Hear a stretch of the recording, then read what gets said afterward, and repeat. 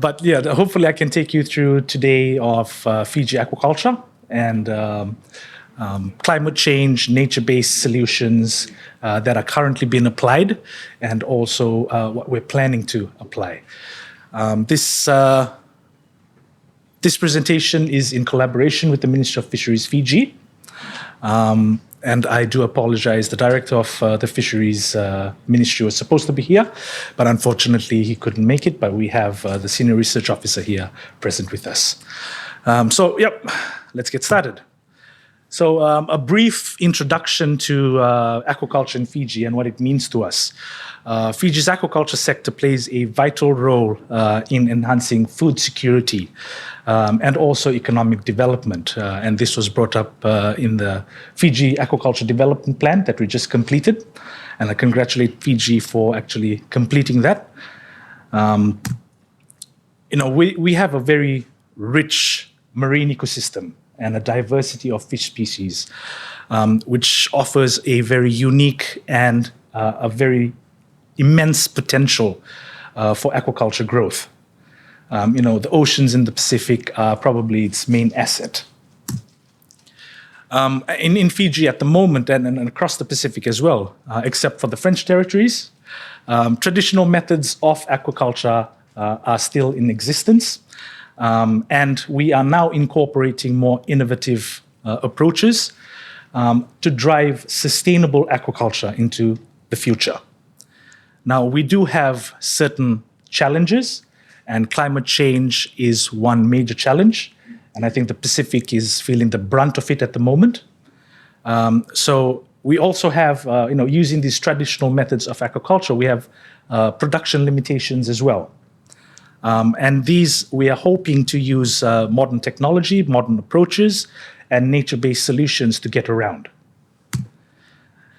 The aquaculture industry in Fiji is pivoted on three main aspects, and this is from the Ministry of Fisheries and the government. And these are for economic prosperity of the people, environmental stewardship. We are very, very concerned about our oceans.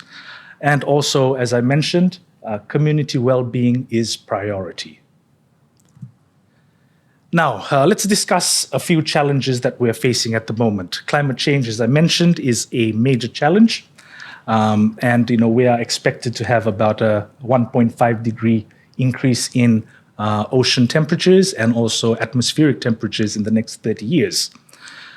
We also, as I said, have limited production capacity.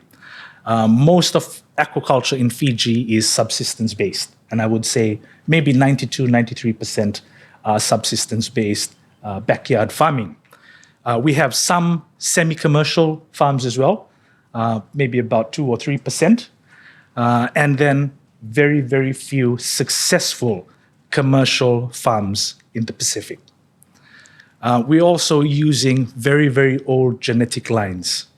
The gift tilapia that we have introduced into Fiji, I think was introduced last in mid-90s, okay?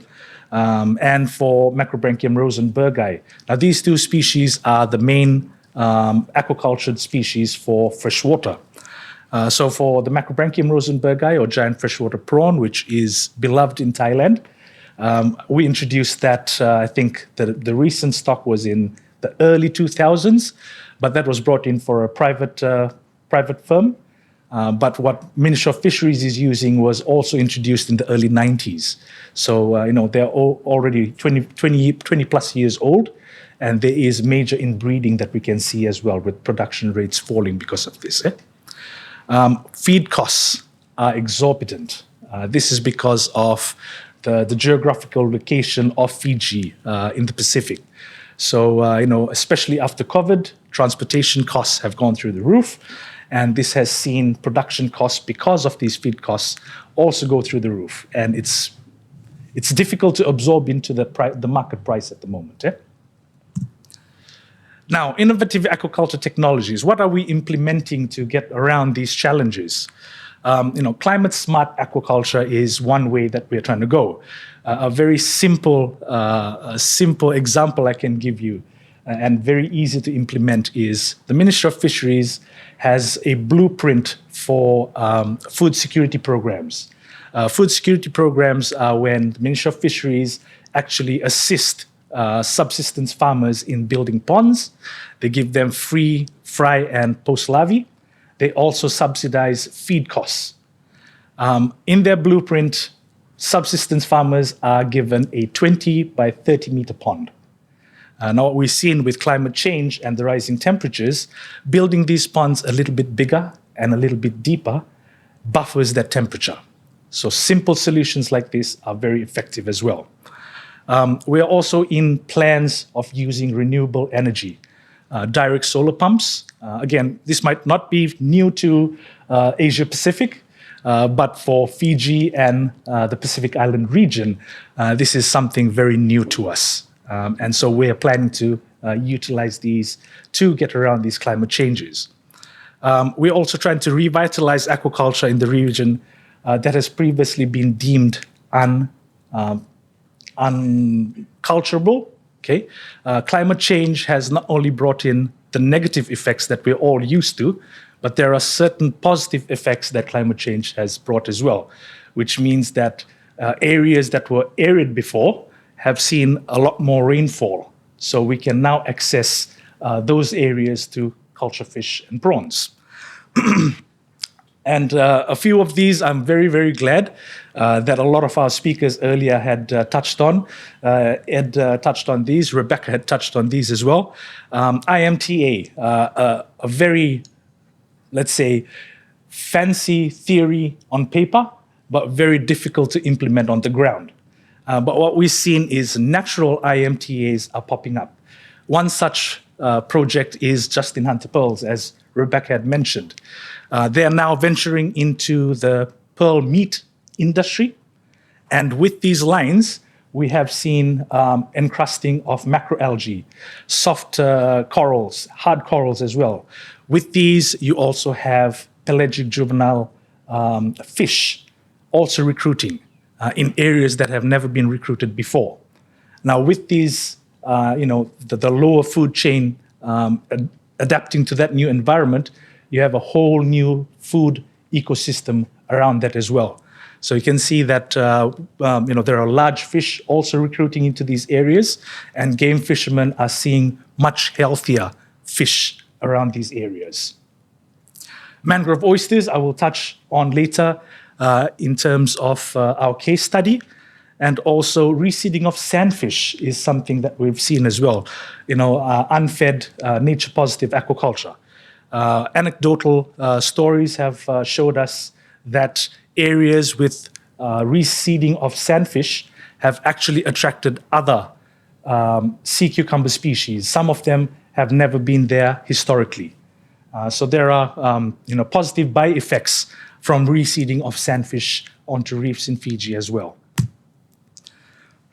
So nature-based solutions, unfed, restorative aquaculture. As I said, feed is an exorbitant product of aquaculture in the Pacific. So at the recent regional meeting for aquaculture strategy, most of our aquaculture islands, most of our Pacific islands that deal with aquaculture are focusing on unfed, restorative aquaculture. Tropical mangrove oysters is one of those examples, and I think Rebecca touched on that a little bit as well. Bivalves, they're carbon sequesters, filter feeders. They also promote the protection of mangroves. They all tick all of the boxes. In Fiji, we are currently using natural spatfall. The villagers have been taught, if you remove the mangroves with the broodstock, then you won't have natural spatfall anymore. So they're very, very conscious of not removing and cutting down mangroves now. As I said, echinoderms, again, reseeding has shown a lot of positive by-effects. And again, they are a very high-valued product. The Pacific has to realize that we cannot compete with the Asian region in terms of volume. So it is very important that we focus on high-valued product. So for case study one, this is the Muinira village group, women's group as well. for mangrove oysters. Now, this was a piloted project between the Ministry of Fisheries and SPC, or the Pacific Community, which began in 2018. We incorporated a women's group who are running this project now. This is the first mangrove oyster project in Fiji. We are culturing Megalana bilineata, which is the Philippine black scar oyster, another introduced species. We actually have 3 species, 2 local, 2 non-Modak species, and bilineata. And one of my master's students just published, I think, was it last year? And when we compared growth rates of the mangrove oysters in Bhutia to global production of more industrialized countries, we come second only to Sarcastria gigas in the North Atlantic. So, tropical oysters is something that researchers are focusing on. And, we've shown that they are a very successful species indeed. Now, traditionally, women of the village would glean oysters from the mangrove roots, and they would shuck the oysters and sell a bag of oysters, 30 oysters in a bag, approximately, for about $5 Fijian at the market. And you can probably see that photo on the, is that left? Yeah, our left. And now after aquaculture, when you put oysters in a basket and remove them from being attached, they cup because they roll around. And that cupping actually forms a much more meatier oyster, and they are a lot prettier to serve. Okay, so at the moment, the women's group is selling a dozen oysters for $20 Fijian to luxury restaurants.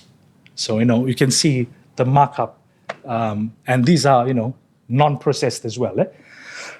Excuse me, except for depuration.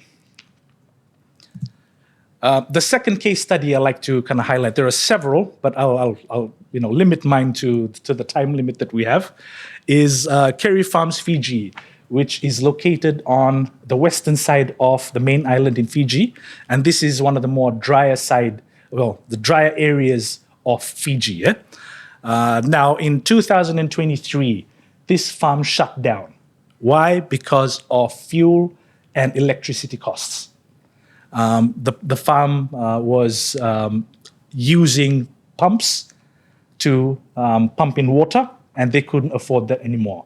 So the farm became economically unviable. Now, what we are planning, and hopefully this comes up towards the third quarter of this year, is to actually use direct solar pumps and hybrid aerators, not only to pump water, but also to intensify production. Yep. So using both these 2 methods, we're hoping to revitalize the farm and make them economically viable once again. Now, this I would like to bring a lot of attention to, because if this pilot works, then we SPC and the Ministry of Fisheries are planning to extend these to other parts of Fiji as well. So, technology has come a long way, and it's very important that we kind of incorporate these into our future building plans. Yeah. So hopefully I'm way ahead of time, I'm guessing. So what is the future outlook for Fiji? I would say, mangrove oysters is an area that we would like to develop. Okay. Currently, we have 8 new spat catching sites, but we realize if we are going to industrialize the oyster industry, we need hatchery technology. So we're also investing in trying to close the life cycle of bilineata at the moment. Yeah? We're also trying to incorporate renewable energy, clean energy, and hopefully this extends into the dry areas of Fiji as well. And again, unfed, nature-based, restorative aquaculture is what we are focusing on. Again, we have the Fiji team here, although I presented. This is from the entire Fiji team, and if you do have any questions, I bet my colleagues will be happy to answer today. So thank you very much.